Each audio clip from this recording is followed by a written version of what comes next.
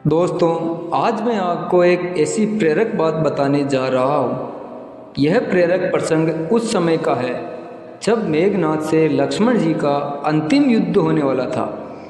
मेघनाद एक ऐसा योद्धा था जिसके पास कहीं दिव्यास्त्र थे और कहीं शक्तियाँ थीं। सुबह जब लक्ष्मण जी प्रभु श्री राम जी के पास आशीर्वाद लेने के लिए गए, जब प्रभु श्री राम जी ने हनुमान जी से पूछा कि अभी युद्ध प्रारंभ होने में कितना समय है, फिर हनुमान जी ने कहा कि अभी तो कुछ समय है। फिर प्रभु श्री राम ने लक्ष्मण जी को कहा कि तुम जाओ और कहीं से भिक्षा मांग कर लाओ।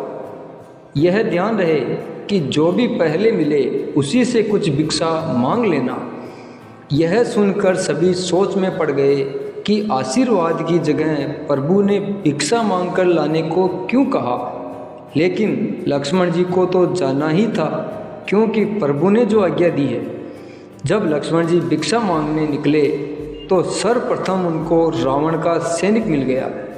अगर प्रभु श्री राम की आज्ञा ना होती तो लक्ष्मण जी उस सैनिक को वहीं मार देते। फिर लक्ष्मण जी ने उस सैनिक से भिक्षा मांगी तो उस सैनिक ने उनको भिक्षा में कुछ अन्न दे दिया। वह अन्न लेकर लक्ष्मण जी प्रभु श्री राम जी के पास गए और उनको वो अन्न दे दिया। लेकिन किसी को यह भिक्षा का रहस्य समझ में नहीं आया और भिक्षा का यह रहस्य कोई पूछ भी नहीं पा रहा था। फिर युद्ध प्रारंभ हुआ। जब युद्ध में मेघनाद की सभी शक्तियाँ समाप्त हो गई तो अंत में मेघनाद ने त्रिलोक की शक्तियों को लक्ष्मण जी पर चलाया तो ब्रह्मास्त्र, सूर्यदर्शन, इन अस्त्रों की कोई काट नहीं थी। लेकिन लक्ष्मण जी ने इन सभी अस्त्रों को प्रणाम किया तो सभी अस्त्र उनको आशीर्वाद देकर वापस लौट गए। फिर लक्ष्मण जी ने श्री राम जी को याद करके बाण चलाया और मेघनाद का सिर कटकर जमीन पर गिर गया। मेघनाद की मृत्यु हो गई।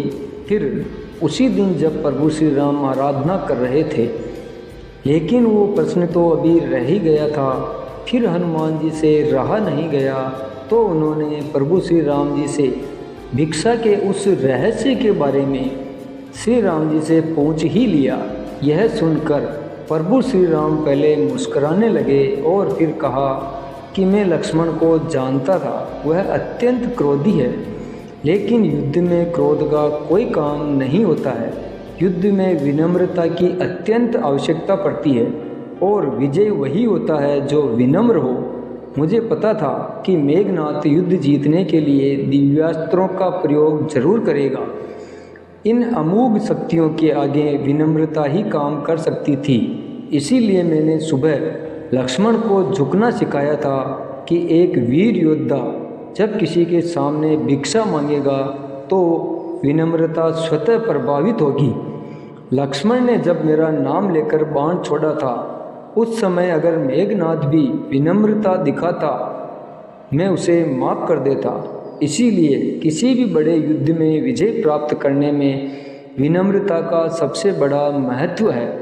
रामचरितमानस में तुलसीदास जी ने भी कहा है, धीरज धर्म मित्र अरु नारी आपत काल परखिय चारी। जय श्री राम। जब भगवान भीख मांग सकते हैं तो हम क्या हैं। अगर दोस्तों आपने ज़िंदगी में झुकना सीख लिया तो कोई आपको हरा नहीं सकता। हमेशा भगवान के आगे झुको ताकि आपको किसी दूसरे के सामने ना झुकना पड़े।